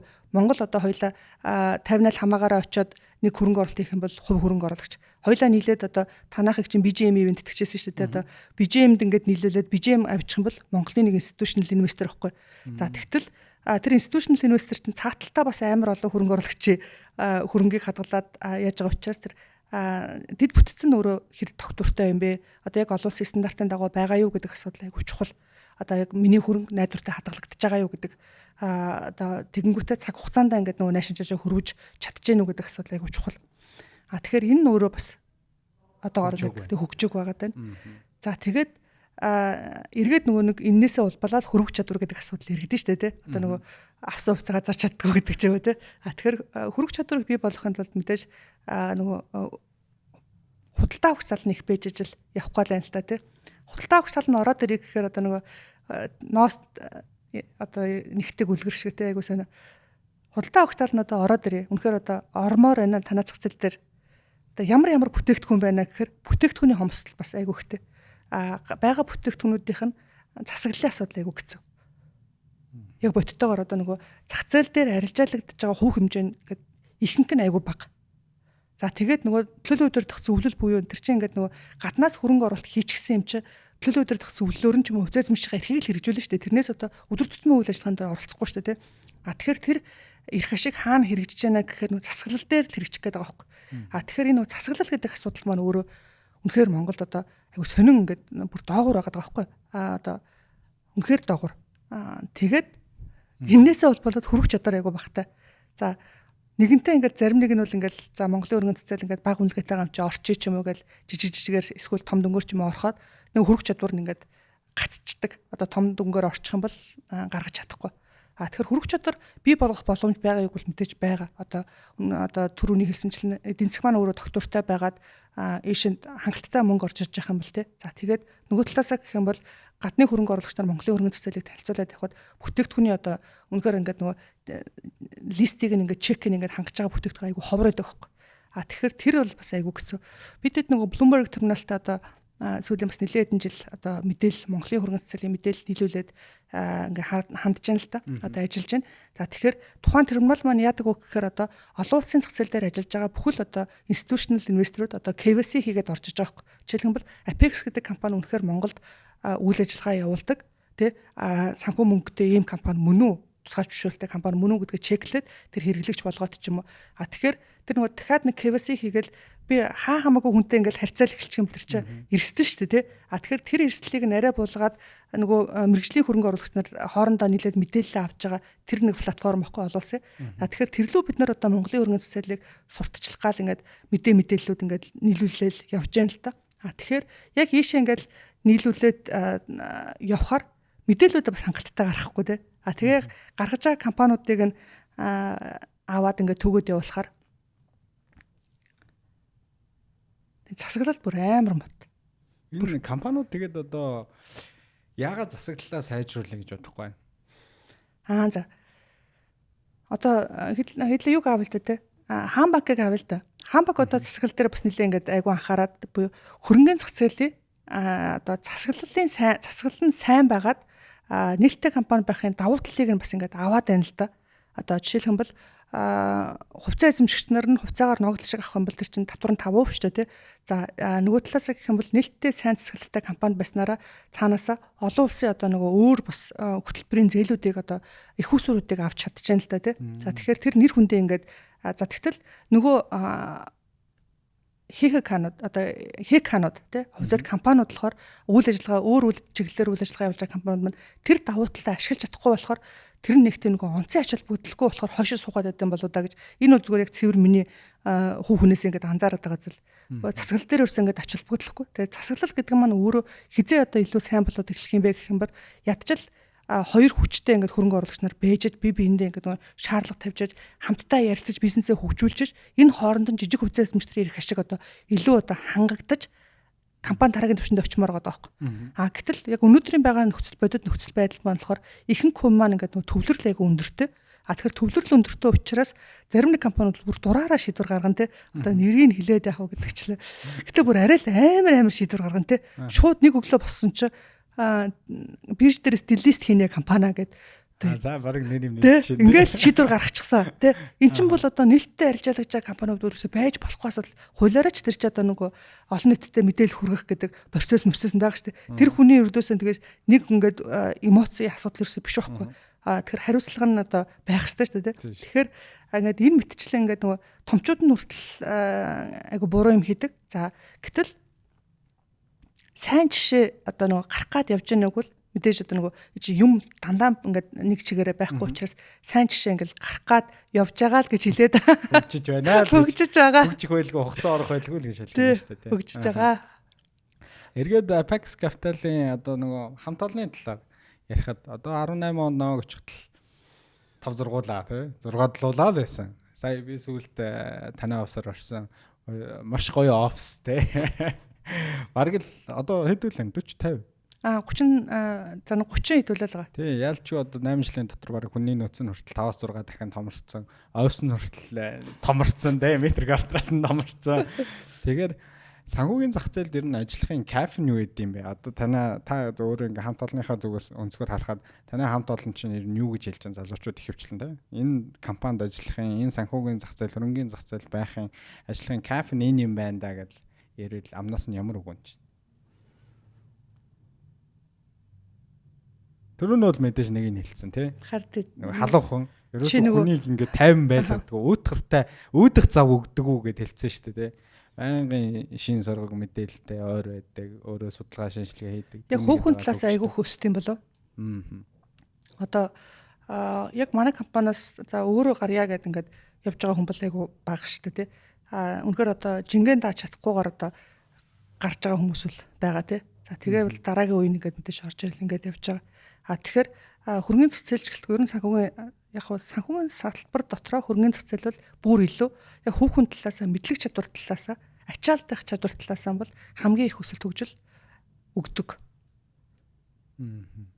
За яагаад тэгэхээр эн чинь өөрөө нөгөө нэг түрүүн ингээл хоёлаа ярьсан нөгөө хөрөнгө оруулалт хийх гэдэг юм чи арай урагшаа явъя л гэж л үзээд байгаа шүү дээ. Зах зээл 1 жилийн дараа хаана ах вэ 2 жилийн дараа хаана ах вэ гэдэг ингээд байнга л ингээд явж байна л та. Тэгэхээр хүүхэн талаас айгүй хөгжтэй болов. За тэгээд мэдээж нөгөө манай яг компани онцлог гэх юм бол нэлээд олон залуучуудтай. Тэгэхээр бид нар залуу одоо нөгөө баг хамт олноо мэдээж тэр чинь нөгөө сургаж хөгжүүлэх хөтөлбөр гэдэг юмыг бол асар их зохион байгуулдаг. За жишээлх юм бол алба албаар нь за нөгөө талаас гэх юм бол одоо шинжээч нарыг хөгжүүлэх хөтөлбөр энэ. Энийг одоо олон улсын онлайн хөтөлбөрүүд за нөгөө талаас олон улсын байгууллагуудтай одоо нөгөө хамтарж байгаа компани үндэсний компаниудтай хамтарсан research team-үүдийн хамтын ажиллагаа ч юм уу гэдэг байдлаар за тэгээд нөгөө Bloomberg Group бид нар Монгол улсын мэдээллийг нийлүүлэхээс гадна тэрчнээс мэдээлэл авч монголчуудад одоо зах зээл хаашаа явах гэж байна гэдэг мэдээллийг хүргэж байгаа гэх жишээтэй. За тэгээд нөгөө зөвхөн энэ компанид дандаа санхүүгийн шинжээчнээр ажиллаад байхгүй те хуульчнэр гэдэг айгу том баг байна.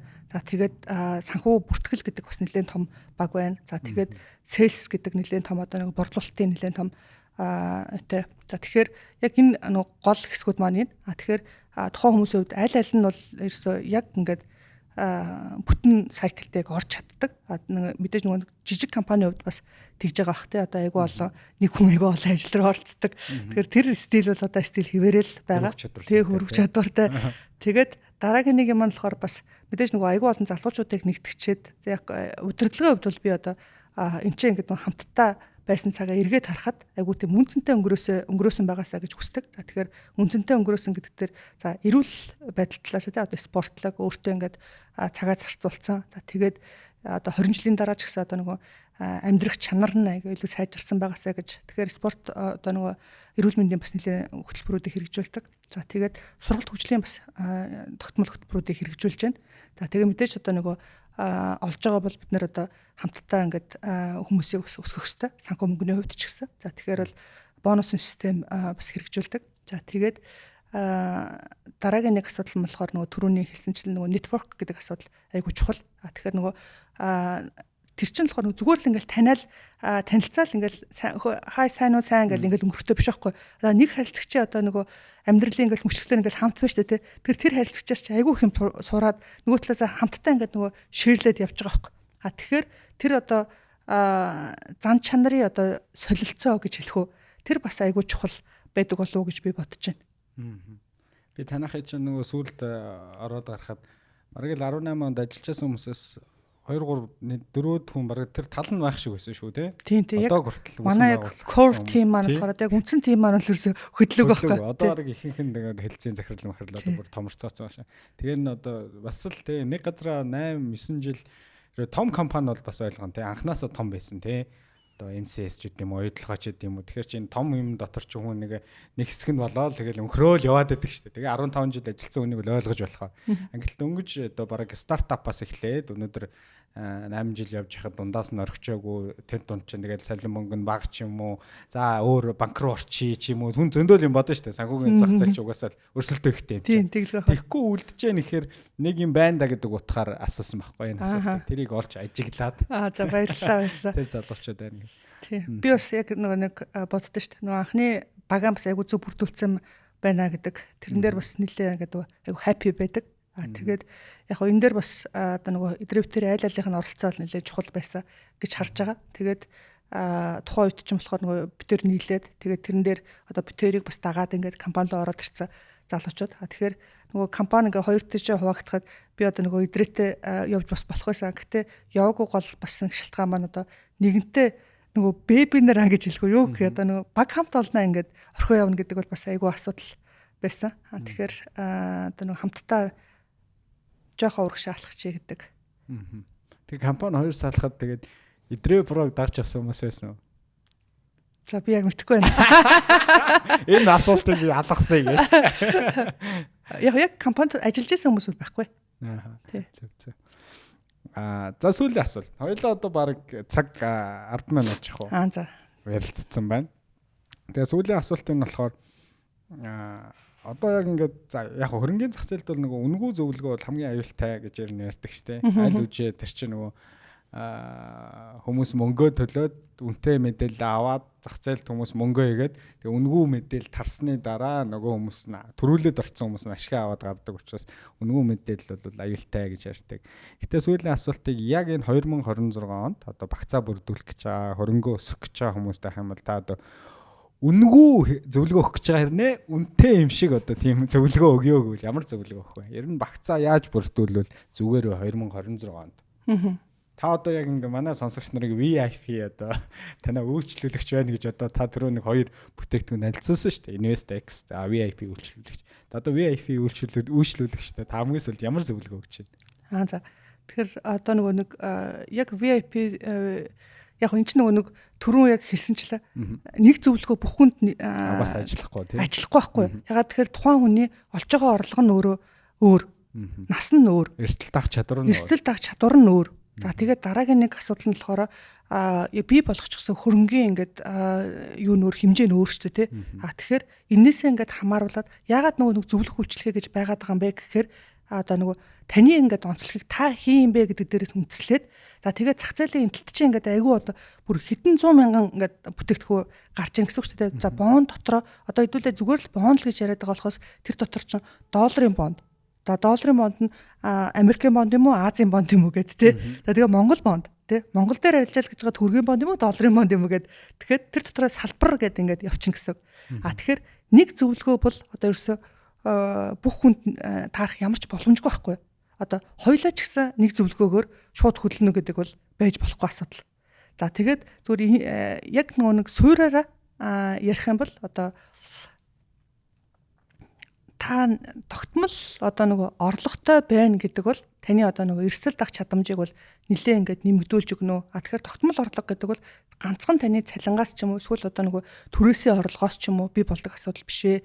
Энэ бол одоо нөгөө бондоор тий. За эсвэл одоо хувьцааны ногдол ашгаар ингээд нөгөө тогтмол орлогоо ингээд нэмэгдүүлэх, орлогын сувгаа нэмэгдүүлэх боломжтой. Тэгэхээр орлогын сувгаа найдвартай бөгөөд одоо нэг тодорхой хэмжээний нэг 3-аас дээш их усүртэй болговол айгу тохиромжтой гэж бол харж байна. За тэгээд хэрвээ одоо нэг үйл хөдлөх хөрөнгө аваагүй ч юм уу те. За ингээд авах боломжтой байгаа хүмүүс бол тэрийг бас авцсан дээр болов уу гэж харж байна. За тэгээд юун дээр хувьцаан дээр гэх юм бол яг дотоодын хувьцаанууд дээрээс бол бас нэлээд жоохон эмзэг асуудал бол зөндөө байгаа. За гэтээ гадаад зах зээл дээр бол нэлээд боломжууд бол өргөн байгаа. Энэ нөгөө зөвхөн хувьцаа биш те таварын асуудлууд орж ирнэ. Тэгэхээр одоо нөгөө хамгийн сайн зөвлөгөө бол зөвлөх үйлчлэгээ аваарай л гэж хэлээ да тий. Тэгээд манай офис дээр бас ирээд зөвлөх үйлчлэгээ ингээд нөгөө манай брокеруудтай уулзаад ингээд авах боломжтой. Энэ дээр бол ямар нэгэн асуудал бол байхгүй. Гэтэ ер нь нөгөө нэг бидний анханасаа гарч ирсэн одоо юу маань болохоор за технологийн хөгжлийг хэдүүлээ үйл ажиллагаандаа ингээд илүү сайн нэвтрүүлье гэдэг байдлыг бол барай явж байгаа. За тэгээ мэдээж нөгөө амьдрал болсон ингээл унж босоол те одоо шилхэн хүмүүс систем маань унаал ажиллахгүй те ингээл тэгэл түүчаал явж байна да. Тэгээ ямар ч ясаа зорж байгаа юм бол их байна. Тэгээ сүүлд бид нар бас манай одоо нөгөө хөрөнгө оруулагч нарынхаа хөрөнгө оруулалтынхаа нийт групп даяараа одоо хиймэл оюун ухааны шилжилт хийнэ гэдэг байдлаар OpenAI-тай ингээд стратегийн хамт ажиллагааны гэрээ байгуулсан. За яг энэ хүрээнд бид нар бас үйл ажиллагааны дээрээс одоо юуг ингээд сайжруулж болох юм бэ гэдэг дээр ингээд ажиллаа явж байна. За тэгээд бас одоо яг амлахад арай эртэн те амлалт гэдэг чинь өөрөө айгүй хэцүү учраас. За тэгээд яг энэ дээрээс бид нар нөгөө юуг хялбаршуулах гэдэг юм бэ гэх юм бол харилцагч нарт одоо ингээд нөгөө бид нар төлбөртэй авж байгаа ингээд мэдээллүүдээ тодорхой хэмжээнд ингээд юу болгодог мэдээлэл ингээд нөгөө онлайнаар ингээд авчдаг болгох ийм байдлыг бол нэмэгдүүлээ хүртээмжийг сайжруулаа гэд ажиллаж байна. Ягаад гэхээр нөгөө хүн болгонтой уцаар яриад ч юм уу эсвэл одоо хүн болгоо офс дээр ирнэ гэдэг асуудал бол асар ингээд нөгөө төвөгшөөлтэй асуудал. Тэгэхээр энийг одоо яаж хялбар бөгөөд нөгөө үр дүнтэй байх вэ гэдэг дээр бас нэлээ ингээд жоох ажлууд бол хийгээ явж байна. Тэгээд бас нэг хэдэн хугацааны дараа одоо хоёлоо ярих юм бол жоохон үр дүн гарцсан ингээд тэгээ ингэдэг болцсон шүү нээс дараа хараараа гэд ингээд байж байгаа. За тэгээд яг өнөөдрийн байдлаар бол бас орлогынхаа их усруудыг тогтмол одоо орлогынхаа их усруудыг нэмэгдүүлээрэ. За тэрчнээс одоо бий болж байгаа орлогоо одоо үнцэнтэй бөгөөд одоо үнцэнтэй байгаа. За үнэн ингээд унчсан байгаа ийм хөрөнгүүд рүү байршуулж өгөөрэй л гэж хэлээ да. Дээрэс нь нөгөө ашгаа иддэг хөрөнгөөр оруулалтаас аль болох юм зайлсхийх хэрэгтэй шүү дээ. Яг үнэ, яг үнэ. Тэгэхгүй бол бас төвчээр заагаад балдраа шүү дээ. Одоо ер нь бол одоо муу засаглалтай компаниудаас зөв шууд хэлэхэд муу засаглалтай компаниас холхон л байсан дээр яг тэгэхээр хоёулахнаа одоо нөгөө цөөхөлтнээ хэдүүлээ ороод засаглалын сайжруулж чадахгүй л байна шүү дээ. Тэгэхээр тэр шиг үлгэр байхгүй байгаа учраас нэгэнтээ одоо нөгөө таны хөрөнгө ч гэсэн үнэтэй учраас сайн байгаа компаниудыг нь одоо дагаал тийшээ хөрөнгө оруулалтаа байршуулаад явсан л хамаагүй оновчтой байна л да. Та 7 хоногт хэдэн цаг ажиллаж байна? Гайгүй шүү дээ. Дажгүй юу? Тий. Би ер нь бол жоох өглөө эрт ажилдаа ирэхийг хичээдэг. За тэгээд зарим өдөр бол одоо 6-аас эхэлнэ, зарим өдөр за хамгийн ойролцоо гэдэг бол 8-аас эхэлнэ.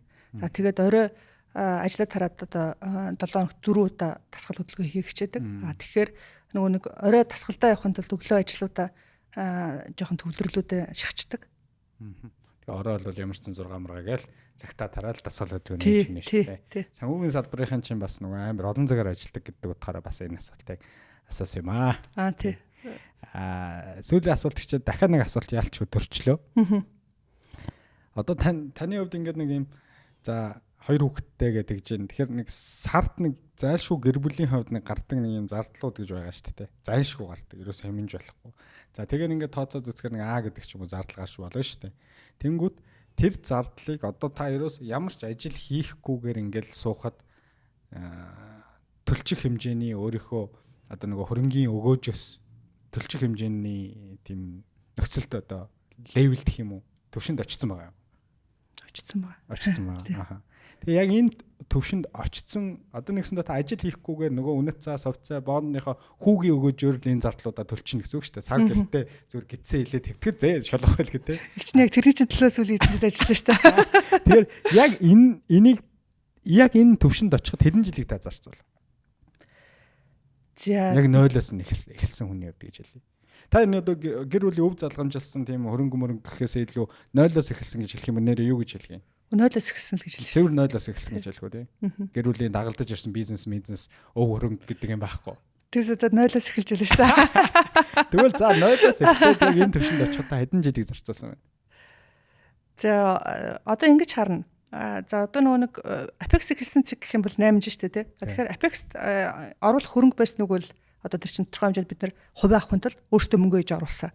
За тэгтэл яг тухайн үед одоо бид нар бас шууд одоо нийтдээ ингээд нөгөө бүх хөрөнгөнөөсөө ч юм ингээд дагаад оруулчихъя гэхэд бол тэр хэмжээний эрсдлийг даах одоо сонирхол одоо чадамж байгаагүй тий. За тэгэхээр бол сүүлийн 10 жил бол бас нэлээ шаргуу явсан юм да гэж харагдаж байна. 10 жилээр нь жоохон хард work хийчихээ те шургуу ажиллаж чад бол яг энэ төвшөнд бол очих юм байна л гэсэн үг шүү дээ. За тэгэхээр яг нөгөө нэг наад чи одоо нөгөө зөвхөн надаас хамраад байгаа асуудал биш байхгүй.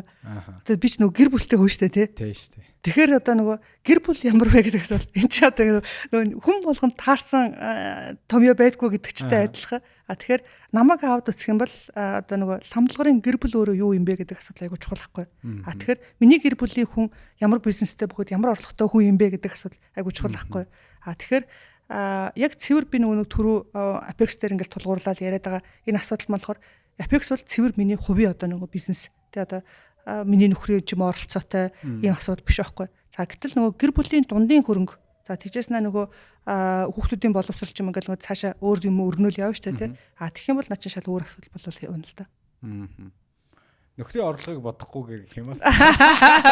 Нөхрийн орлогыг бодохгүйгээр ер нь их чинь гайг байсан. Тий. Би одоо сүүлийн 10 хэдэн жил хөрөнгө цэцэлээр ажиллаж байна. За тэгээд хамгийн том одоо яг өөртөө авсан сургамж бол за хөрөнгө оруулалт хийхгүйгээр хүн одоо хизээч санхүүгийн эрхчлэлд хүрэхгүй байна. Тэ цалингаараа бол хизээч хүн ямар ч өндөр цалин авсан санхүүгийн эрхчлэлд хүрэхгүй байна гэдэг одоо том шанаалтыг бол авдсан. Одоо манай том хүү болохоор 12 настай. Тэгэхээр яг тухайн үед гэртээ сууж байгаа л нэлээ одоо олон юм бодогдчихэл л доо. За тэгээд 12 жилийн өмнө хүүгэн гаргачаад за би ер нь бол одоо тусдаа одоо юм хийх хэрэгтэй байна гэдэг тийм одоо майнд бол яг толгойдод ингээд нам сууж ирсэн. За тэгээд энэс хойш бол одоо би олж байгаа сар булганыхоо орлого одоо тогтмол орлогыг бол одоо яг зөвхөн өөртөө цалингийн орлогоо бол би яг цэвэр хувь хүндээ зарцуулдаг. За нэмэлт бүх орлогоо би дахин хөрөнгө оруулалт олгодог. Одоо тэгэхээр цалингаас гадна би ч одоо нөгөө бонус бөгөөд бус хөрөнгө оруулалтын орлоготой гэсэн үг шүү дээ. Тэгэхээр нэг тиймэрхүүл амьдэрдэг да. Манай нөхөр чи яг цалиндаа тааруулаад амьдэрчүүл яг алах гээд байна. Амар эмхтэй болох гээд байна. Гэл тиймэрхүүл юм ярьдаг да. За яг л энэ хариултыг л авах л одоо сая сүүлийн 3 асуултад ингээд торгоогоод байлаа шүү дээ. За яг ингээд рийл болгож тасдгаад байстай. Айгуу гоё хариулт сүүлийн өгүүлбэр бол үнэхээр маш гоё сэтгэл төрүүллээ. За тэгээд ерөнхийдөө подкастын анзаарлага биеллээ гэж бодож байна. Тэгээд ерөнхийдөө асуухыг хүсэж байсан. Нилээдгүй зүйлүүдээ ихэнх нь асуучлаа. Би ч одоо яг тань шиг болох гэж хичээж байгаа гэж тий. Яг тань шиг болох гэдэг нь ерөөсөө юу ч хийхгүй. Яг үгүй тэгтэл яг үүндээ бол хүн хязгаарч юу ч хийхгүй байна гэж бол байхгүй шүү дээ тий. Тэгэхээр бид нар нөгөө тим системнэр тэр цаг үе рүү очихын тулд хөрөнгө оруулалт хийж ийн гэдэг бол таны үед бол амар гоё хариулт байлаа. Би ч яг л тэхийн тулд буюу тэр цаг хугацааг наашин товчлох гээд шүү дээ. Нэгсэндээ тэтгэвртээ эрт гарах гээд байна гэж өөрөө хэлээд шүү дээ тий. Тэхийн тулд яалчгүй угаасаа хөрөнгө оруулах хэрэгтэй. Өндөр цалинтай мянга байгаад бол угаасаа л тэтгэврт гарах нас зогцоо бол наашлахгүй байлаа. Тэгэхээр би ч зорж байгаа зүйл ерөөсөө л тэр. Одоо сар таймнагийн зайлшгүй гардаг зардал ингээд гэдэг үнийн дүнтэй юм байх юм бол би тэрийг одоо зөв хөрөнгө оруулалтынхаа хувийн одоо хүүгийн өгөөжөөс хүртэх хэмжээнд байхын тулд бол хөрөнгө оруулалтыг бол байнга нэмэлт орлогуудаа хөрөнгө оруулалт руу идэг өдөрддөг. Тэгээ тэр цаг хугацаач тун ойртож байгаа ах гэж найдаж байна. Тэ тэрний аффекс тахад ойрхон байна. Аффекс тахад ойрхон байна. Тэр цаг хугацаа яалч ойрхон байна. Тэгээ яг түрүүний юм дээрээс ингээд харахад шүү дээ. Нөгөө хүний үнд цэцүүл гэдэг асуудал айгүй чухал юм шиг байна. Тэгэхээр яг өнөөдрийн хувьд одоо миний үнд цэцүүл өөрөө манай баг хамтуулан гэдэг асуудал бол өөрөөр зайлшгүй болчихсон.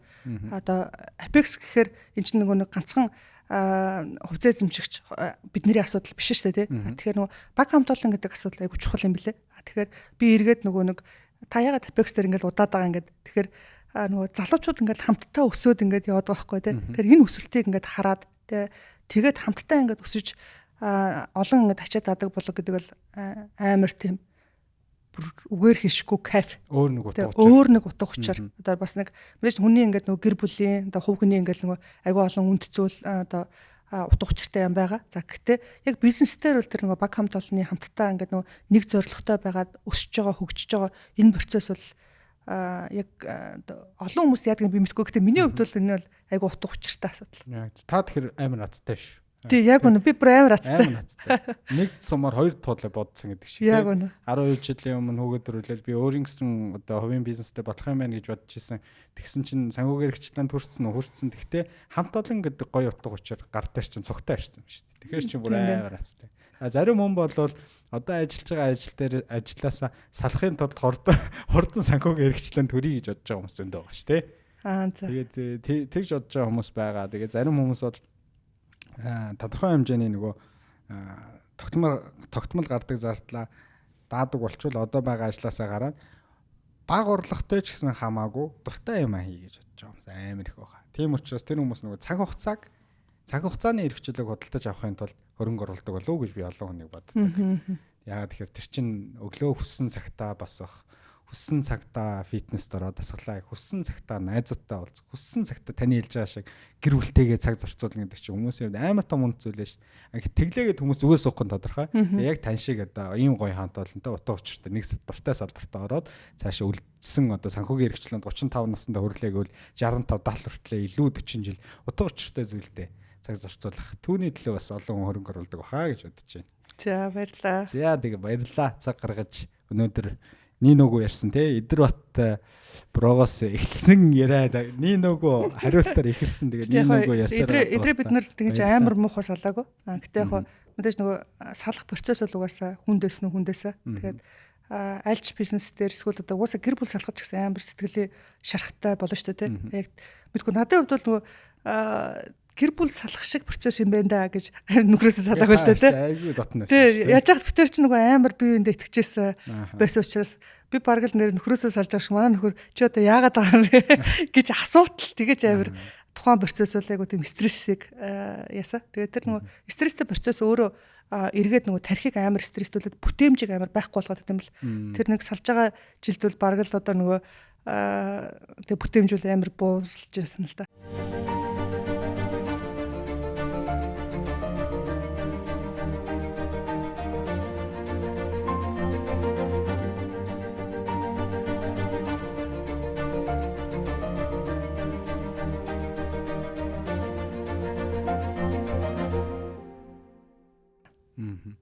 Тийм яалч би тэр асуултыг асуусан өөр илүү тэр хүмүүсийн анхаарлыг татах гээд байгаадаач биш.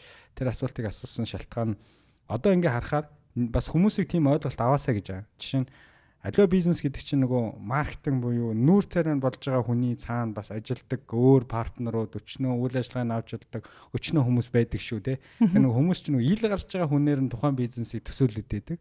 Гэтэл та бол тухайн цаг үед үйл ажиллагааг нь хариуцаж байсан. За эдрээ ах бол одоо илүү маркетингаа хариуцж байсан. Тэгээд яг л хоёр жанжин шугам байсан. Тэгэхээр өнөөдрийг хүртэл зарим хүмүүс эдрээ бат гэдэг үнээр Apex-ийг төсөөлж байгаа гэдэг нь тэр хүн бас тухайн үед бол тэр шинээгээрээ үн цэнэ бол бас Apex-д өгсөн байна гэсэн.